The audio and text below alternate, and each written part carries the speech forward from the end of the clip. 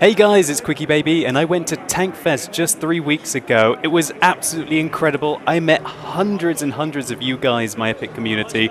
I've got so much video footage that I'm going to be splitting it up into 3 videos. One is going to be about the inside of the museum, which you're going to see here. Then I'm going to have one on the live tank demonstrations that were outside. And finally, I'm going to have a vlog of where me, Ike, Maverick, and Pepperdy were staying. So without further ado, I hope that you enjoy the tanks. And when you enter the museum, you're greeted by a stock tiger tick.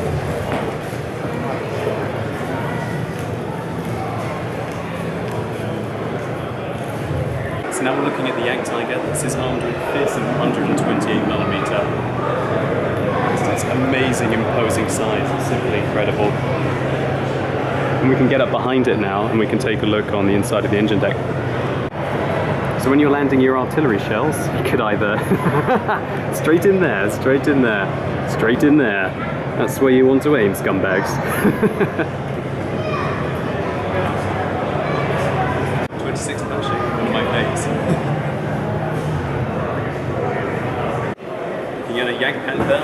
I've seen one of these for the first time in the Imperial War Museum, but there's a very impressive Yak Panther here as well. Sporting the 88mm, a very fearsome weapon. So now we've got the upgraded Tiger II, I believe with the Henschel turret, whereas the poor bastard over there, as we saw, with the turret designed by Ferdinand, isn't quite as well armoured, which is why this one was chosen and basically came into effect just shortly after D-Day, I believe. So now we're looking at the M24 Chappie. This one is named Trigger Happy. So when you're sitting in a bush, don't be trigger happy, you're just going to give away your position to the enemy. This really does look like a toy tank, even when you look at it in real life, when you put it next to behemoths such as the Yak Tiger. Good day, comrades. This is the tank that I really wanted to get in World of Tanks, and I got it. This is one Russian heavy tank, and very large crew, but very effective. It was one of the tanks that stopped Germans from invading the Soviet Union. What does it say on the side of the turret for everyone at home? Leningrad. Leningradские женщины. It doesn't make sense at all, to be honest. It's like for Leningrad, for Leningradian women, but it doesn't. It's not written correctly. Yeah, this is it. So here is the first ever real tank, Little Willie 1915. The key thing that it's talking about here is that apparently the nightmare for them was to actually get the tracks to be able to interlink. So the main thing that they had is apparently they had flanges on them like little wings which actually stopped the tracks from dropping off when the vehicle crossed the trench. And it was this development that made the British tanks so successful initially.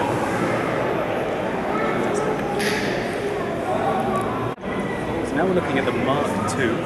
This is an evolution over what was the first tank, Little Willie, so to say.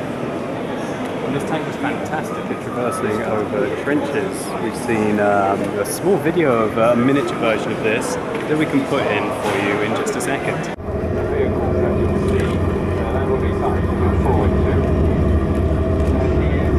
Leading historian of armoured warfare. 42 books. Now we're looking at a French tank, Charby 1. Weak point, driver's hatch on the front, easy kill.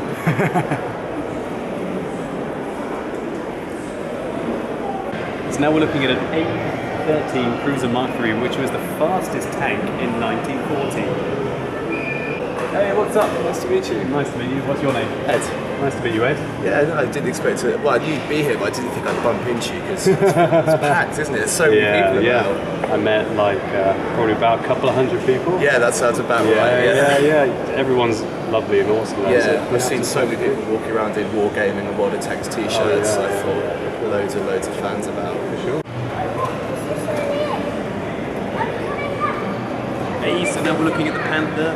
This is one of your favourite vehicles, i.e. World of Tanks community. A vehicle that a lot of you probably got into the game for. This one's got a 75mm on it, and you can see an example of the AP shells that we're firing right down here.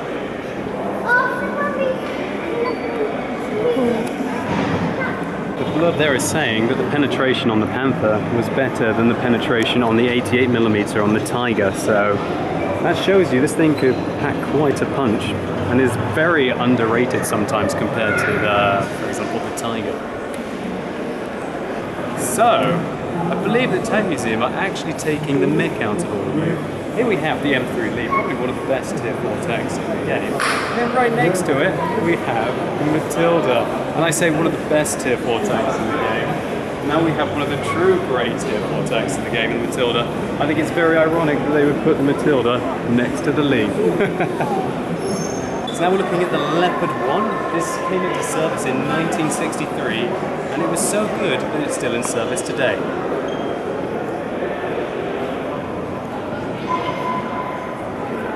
So this is the Chieftain. It was introduced in 1966, and it was really the world's first main battle tank, with a fearsome 120mm cannon. This is the Challenger 2. It was introduced into service in 1994 with a fearsome 120mm, and it's still in service today in the British Army. So this is the 120mm armour-piercing, fin-stabilised, discarding Sabot round. Take a look, it looks like a dart. This travels at the enemy tank over 3,000 miles per hour. And the sheer force behind the round and its hardness enable it to smash through practically any armour. So now we're looking at the M48 pattern. This was introduced in 1953 and it's still in service today. This one specifically is using the 90mm, of which you can see an example of the shell here, just an AP round that would come from this 90mm cannon. This is the Sherman Firefly. It's a combination of a Sherman fitted with a British 17-pounder gun. This might be the next Tier 6 American premium medium tank, but what you really need to know is when this was introduced in 1944, it became the only tank that was really truly capable of going through the Panther and the armour of the Tiger.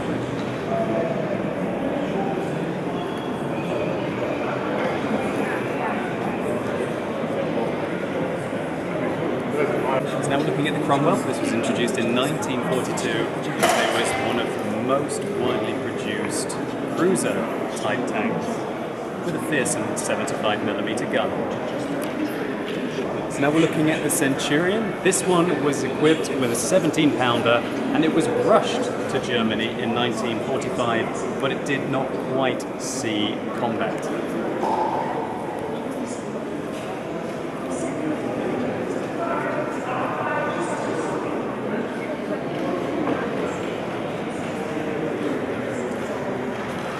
This is the Churchill Crocodile. It's a Churchill modified to carry a flamethrower as well, which would have been quite a serious threat, or at least fear instilled in the enemy.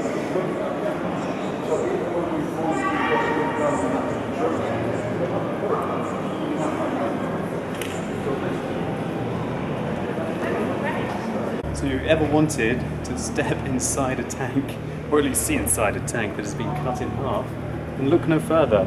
This is Centurion Mark III that was produced in 1946/1947 and since has been dissected to allow us a very good look inside the vehicle. So as we can see, you don't want to be a very big guy inside a tank. You're going to have a very hard time if you are.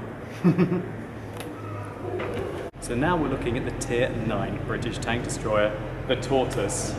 Take a look at this absolutely fearsome machine. Two were built, never entered service, 225mm frontal armour, and this one I believe has a 94mm cannon attached to it.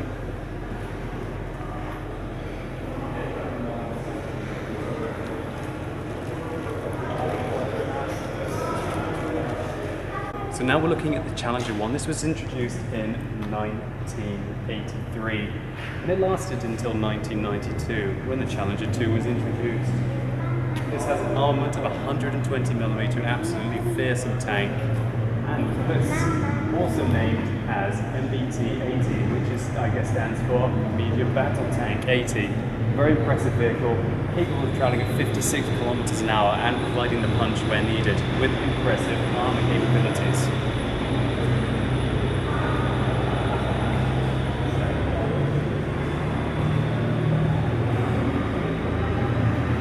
Now we're looking at a French tank. This is the AMX-13. This one is mounted with a 75mm cannon. The tank was designed for crew members of no taller than 5'8". You could not be taller than 5'8" to be inside this tank. So it's an autoloader that was capable of firing 2 sets of a 6-round magazine. And when these rounds have been expended, then the tank would have to leave the battlefield to recharge. Looking at the FV4101, and this tank resulted from the fact that there were a lot of Cromwells that were left over from World War II.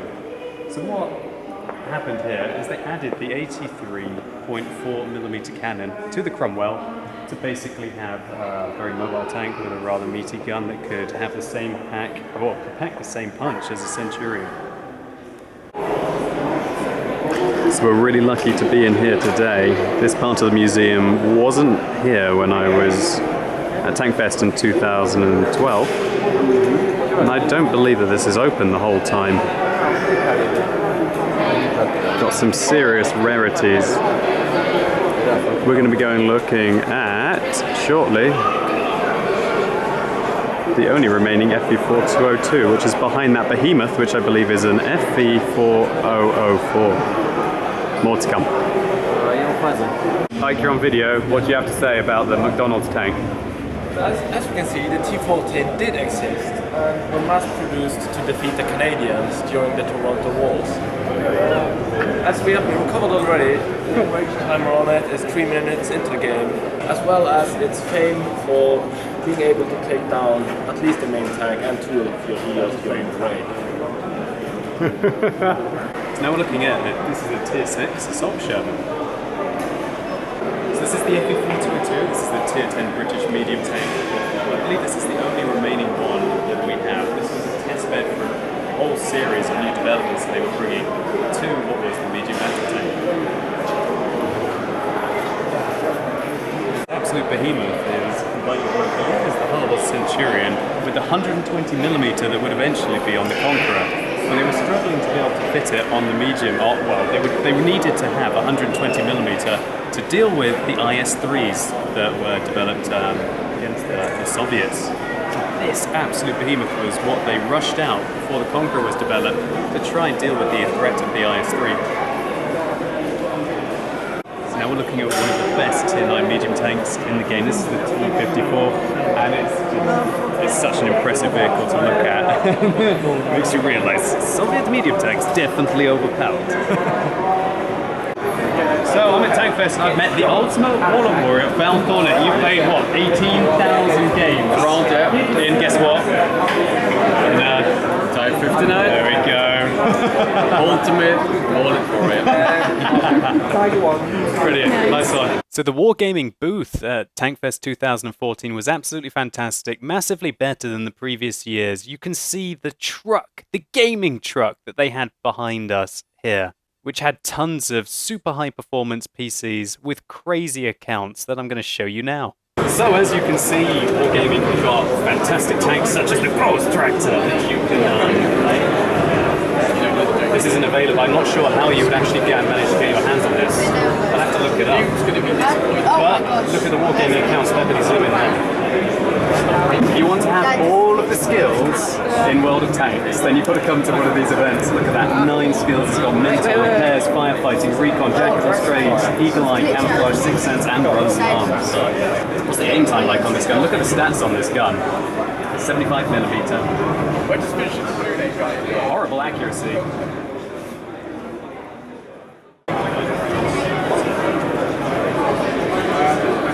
Oh no! Oh no! Oh no! In trouble. Oh no! Oh no! I think we're dead. I might do that once I've been No! Alright, I didn't think I really looked at this tank enough. I've been defeated, that's it, I'm terrible at World of Tanks. I officially quit World of Tanks now. I'm only joking. So I've got videos coming up of the live tank performances that were outside, so stay tuned for those videos. If you've enjoyed this one, please do consider rating this video down below, it will really help the channel out. And let me know your comments about maybe seeing the tanks that you play with in real life for the first time. What do you guys think of all these monstrous vehicles? So anyway, as always...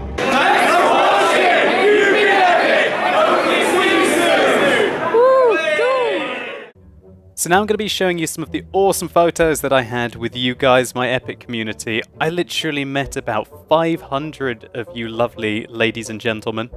It was such an amazing experience and I can't wait to get to more events now that I have finished my PhD.